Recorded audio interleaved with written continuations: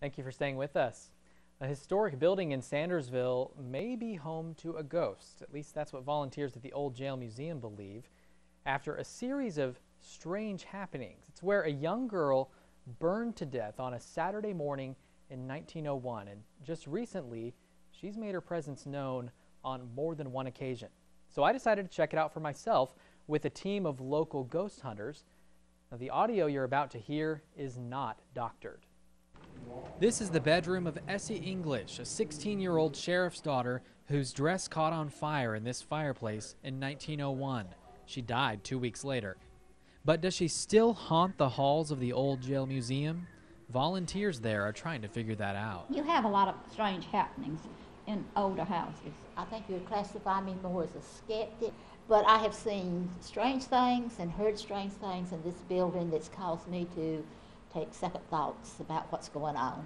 They started to suspect a haunting when the old Victrola that sits in Essie's bedroom started spinning. Started turning, but there's not a needle in it.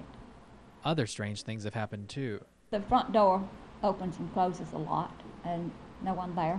And then the toilet occasionally will be flushed. It's a new toilet. I wanted to find out for myself, so I called in a team from Milner that specializes in the paranormal, Dark Side Syndicate. They were curious about the reports too. It's been, footsteps, things happening up in the upstairs, noises. I'll be honest, when I got to the old jail and walked into Essie's room, I felt uneasy. To think that such an awful death happened right there as she was standing next to her fireplace.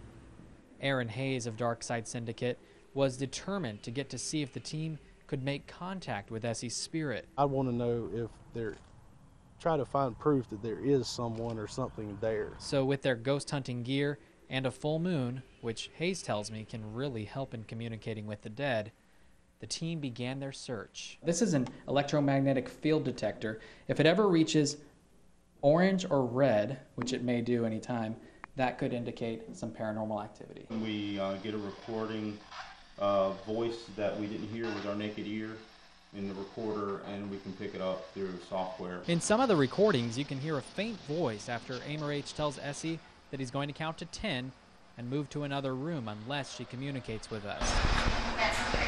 Did she say that's quick? In another recording, the detector picked up the distinct sound of footsteps coming up the stairs toward Essie's room, the same spot where she ran frantically for help as her skin slowly burned. So was Essie trying to communicate with us, or is it all psychological? We may have to try again. But Amer H, who's made this his life's work, believes the dead have something to teach us. Mystery of life after death. I mean, is there something after we pass on? Even Essie, who's buried in one of these unmarked graves, might be reaching beyond them to talk to us more than a century after she died. But what she's saying, we may never know. Amer H tells me he's actually had a spirit follow him home from a site. Her name is Annalisa, and she died in the 1920s. He said it may have been her speaking to us and not Essie, but maybe there are spirits all around us. Who knows?